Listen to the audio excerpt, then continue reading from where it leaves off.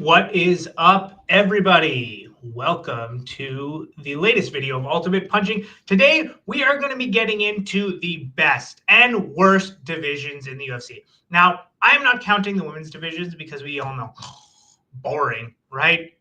I'm talking about the men's divisions because some stuff is clearly lacking, but then there are some divisions that are absolute all-star divisions, and I hope they stay that way forever. So we're going to do it in the form of a tier list. Let's jump right in. Here we go.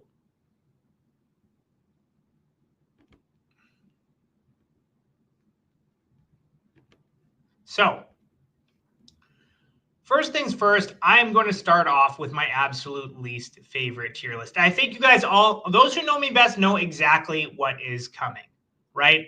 The absolute worst division in the UFC right now, I'm sorry to say this, Tom, but it is heavyweight. Heavyweight is by far the worst division in the UFC. If we look at this, first of all, we had this whole fiasco with John Jones where he refuses to give up the belt. Tom Aspinall was clearly the heavyweight champion. We all know he was. And we're just sitting around waiting for John Jones to eventually, give a title shot or whatever the case may be. This division is so weak. I hate this division so much. Not only has nothing happened in like the last 6 months, but it's also such a shallow division. Like everybody in this division, with a few exceptions, are just fat bastards for the most part. Like everything going on here is not interesting at all. Like basically anybody outside the top 8, top 9 right now is like way too out of shape to actually do a 15-minute fight and make it entertaining. And the talent pool is just so shallow, right? Like, look at Tom Aspinall. Look at who he's beaten. He's beaten Pavlovich, knocked him out. Beaten Volkov, knocked him out. Beaten Blades, knocked him out, right? Like, all of these guys. I think he's beaten Spivak already. I think he's also beaten Tybura. So it's like, who is he going to compete with? Cyril Gunn, I don't think he's losing that fight, right? And this question on whether Gunn deserves it.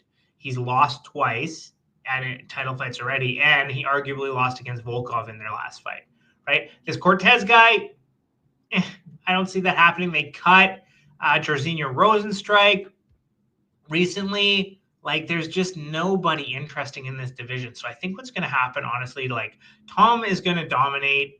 He's probably going to lap this division, right? Like he'll beat Gan. Maybe he'll beat Volkov in a rematch there. Maybe he'll have to rematch Pavlovich or Curtis Blades. They're one apiece, which like fluke win for the Curtis Blades in the first place. And then Almeida is the other guy who like he's never faced, right? But there's nothing here that says to me he's gonna something that might be interesting, honestly. And I don't think it's gonna happen. And he's not. Like it's not going to happen is like Derek Lewis just because he's got that crazy KO power. But honestly, the only guy I'd be interested in seeing Tom fight right now doesn't belong to the UFC. It's Francis Ngannou, and that's never happening. So heavyweight, by far the weakest division. Right above that, slightly better, some slightly more interesting matchups, but still, oh my God, snooze o'clock is light heavyweight. Now, I actually was rooting for Magomed Ankalaev. Like, he definitely deserved the title shot and everything like that.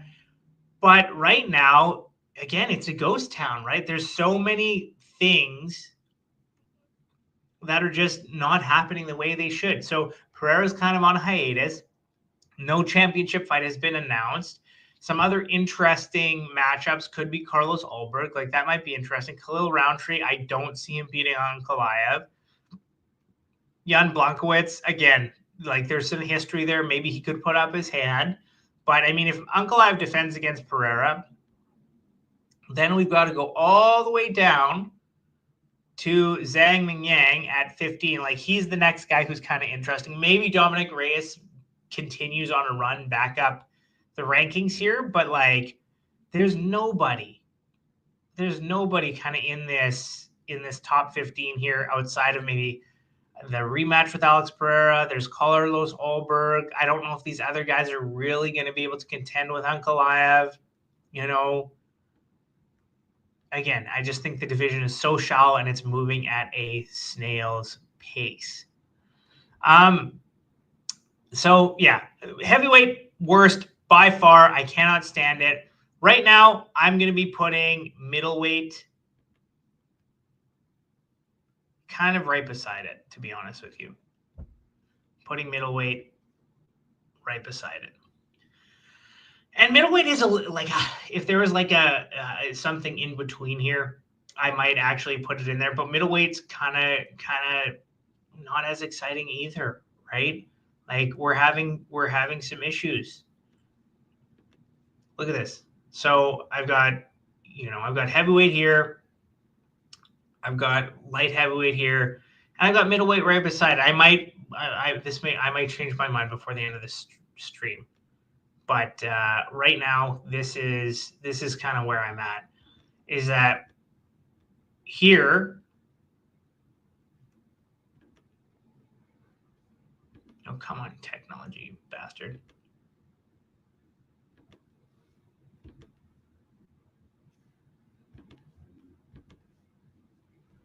Like if we look at this again, you know what? I am changing my mind. Actually, there is some exciting stuff happening here. I'm gonna put this at a B. No, I'm gonna put this at an A. Actually, because we do have some. No, I'm putting it at a B. There's some interesting stuff, but there's also a lot of laggards here. So this match between Chimaev and Dricus, that's interesting. Obviously, I think Chimaev's going to win, but if it goes past the first or second round, a lot of people are thinking that Dricus is going to come out on top. So that would be interesting. Again, if Chimaev wins, is there anybody here that you think is going to, especially if he dominates Dricus, is there anybody in the top 15 that you think is going to present a challenge for him? For me, I don't think so, right? So really what's interesting to me is, there's Nasruddin Imavov. That's kind of an interesting, question mark that's out there. There's Caio Borralho that we still don't know kind of where he's at. Beyond that, Rainer de Ritter, there's some questions here as well. But the rest of the division, this is kind of the old guard, right? Like Israel Adesanya, Robert Whittaker, Sean Strickland's lost to Dricus twice. Lots of people are saying he got whooped by Chimaev repeatedly in training. Jared Cannonier, I think he's lost 2 in a row. Roman Dolidze, he's not beating the top guys. Hernandez, he's kind of interesting, but again, does anybody see him beating Chimaev? Right? So all of this stuff here, this division, again, I would say is pretty shallow right now. So I'm putting it a B just because there's some stuff at the top that's kind of interesting. Caio Borralho, Imavov, Chimaev, Dricus, these 4 fights, especially if Chimaev loses, this becomes really interesting because Imavov, that puts it in my perspective, Imavov giving a chance, Caio having a good shot up there, but then these guys under here, Rainer de Ritter, that's interesting. A lot of people thinking that him and Dricus have similar kind of clumsy, goofy styles, things like that. So now let me move on to I think is going to be the best division, the absolute best division right now. A lot of people think it's lightweight, bantamweight. You're all wrong. The best division right now, S tier, is welterweight. Welterweight is the best division in the UFC right now. There is absolute savages from number 1 basically until you get to number 7, maybe number 9. No, Colby sucks. But look at this. Look at these rankings, right? So you got JDM who won the fight. You've got Bilal Muhammad ranked number 1. Sean Brady, young up-and-comer guy, right underneath him. He absolutely dominated Leon, former champion right here. You've got Shavkat, who's such a big question mark. Yeah, I think he's 19 or 20-0, right? But Ian Gary kind of makes him look human, makes him look beatable. Michael Morales, we still don't know a lot about him. but he completely dominated Gilbert Burns. Usman was supposed to lose to Buckley, but he put on a spectacular performance.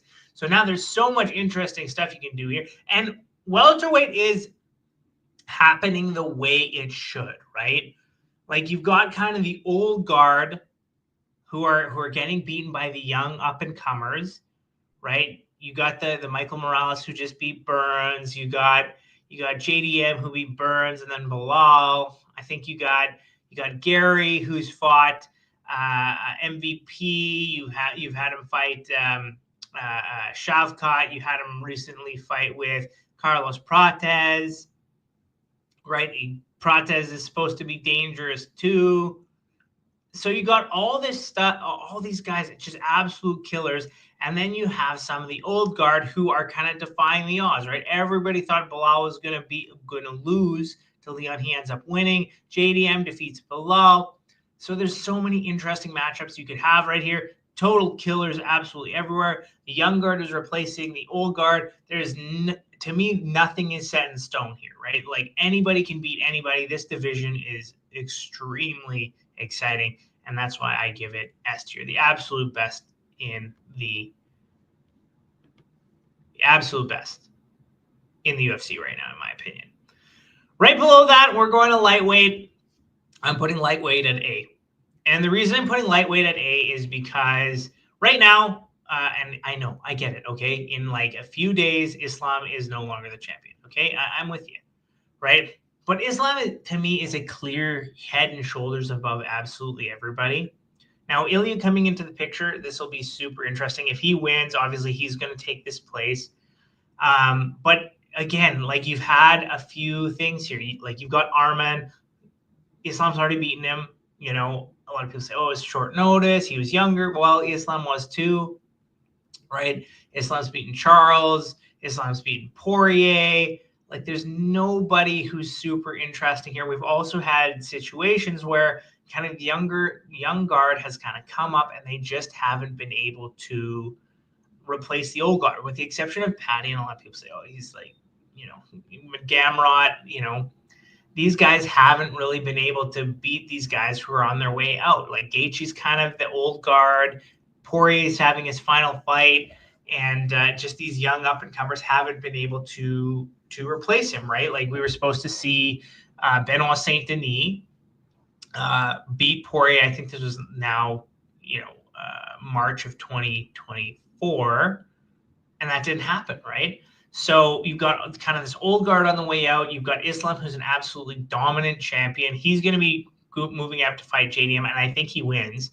And then you've got maybe Ilya here, or Charles. Either one could win. Like if Charles wins, then it's so clear that it's so clear nobody would have touched Islam. But even then, like you got Sarukian, who's the number one contender, but maybe he's getting a title shot, maybe he isn't.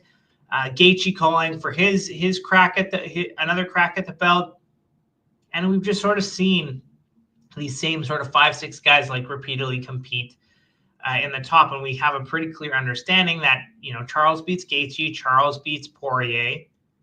It was very close between Charles and Arman, and then we've kind of got the rest of the division. Paddy is interesting because I get hate for this all the time, but I honestly to God think he can compete with anybody in the top 5. I really do. I don't think he beats Islam, but anybody else, like I think he's got a really good chance. But I'm putting this at an A tier.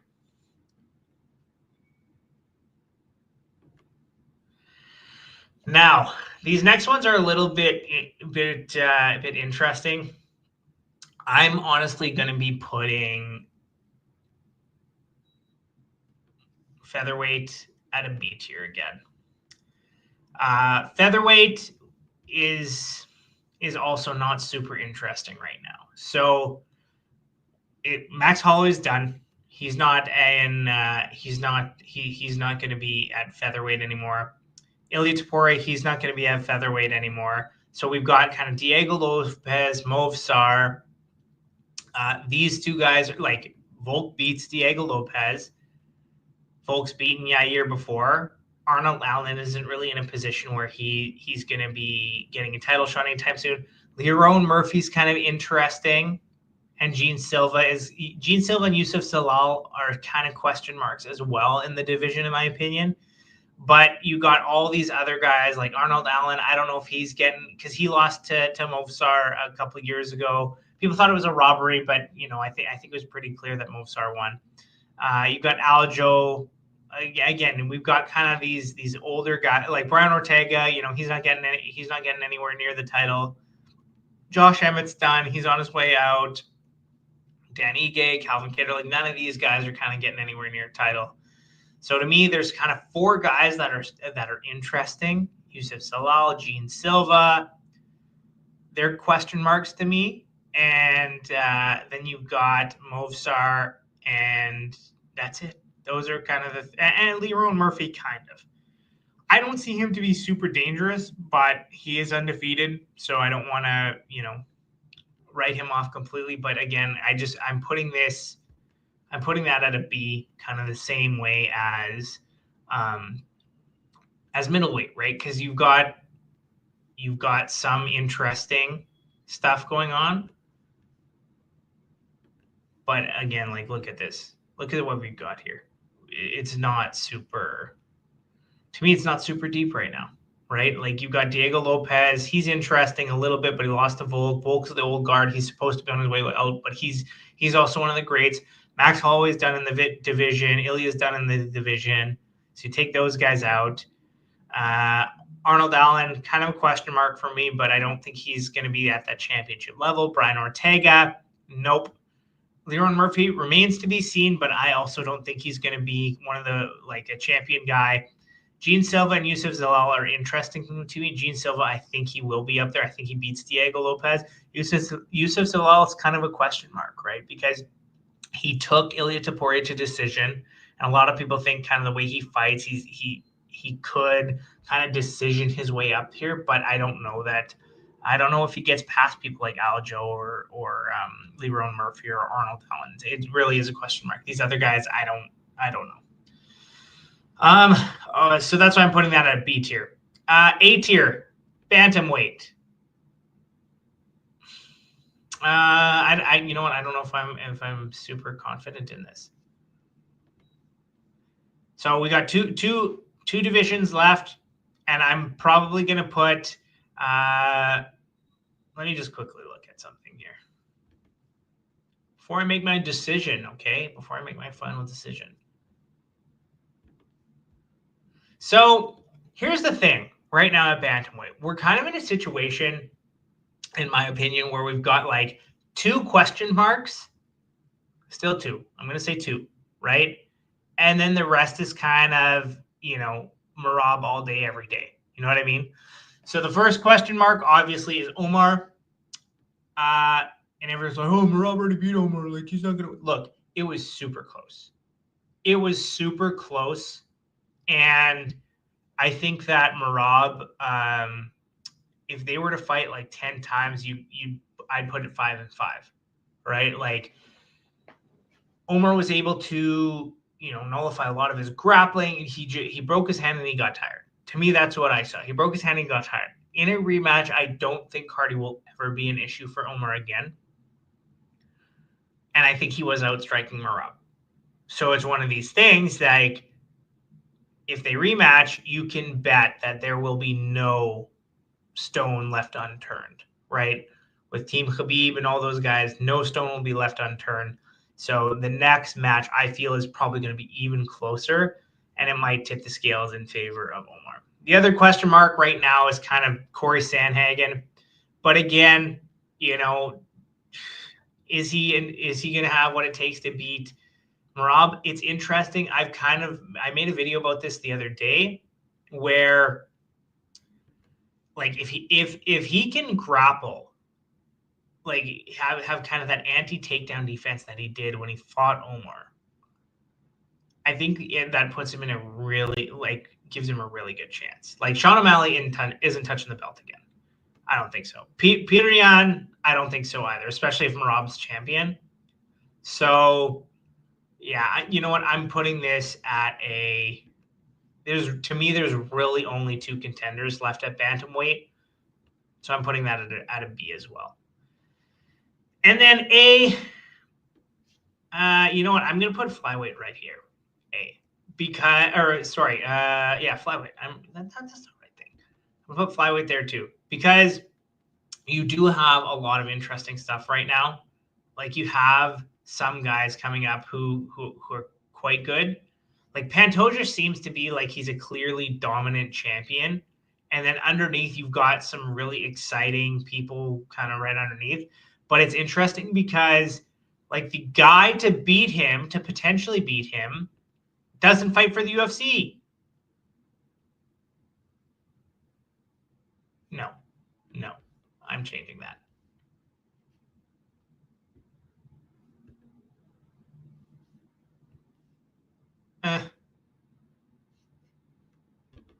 No, there's some depth here.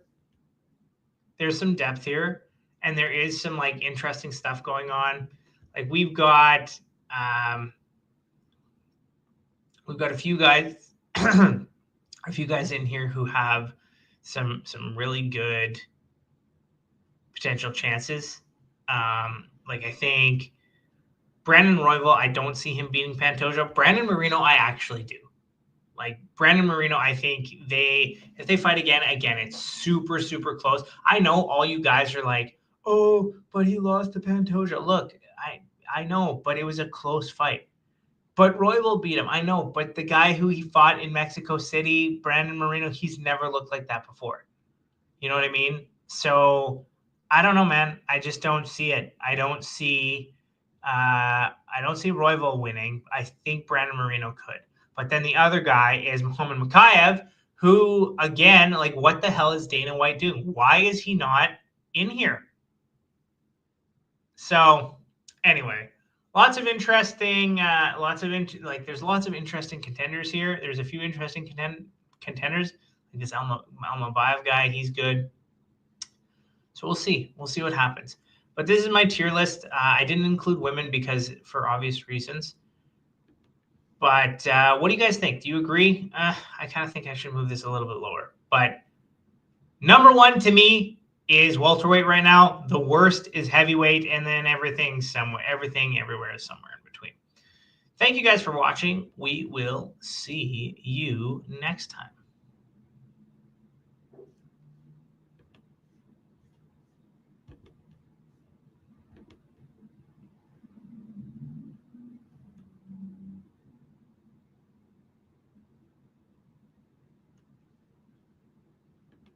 I just tried to end my stream, you bastards.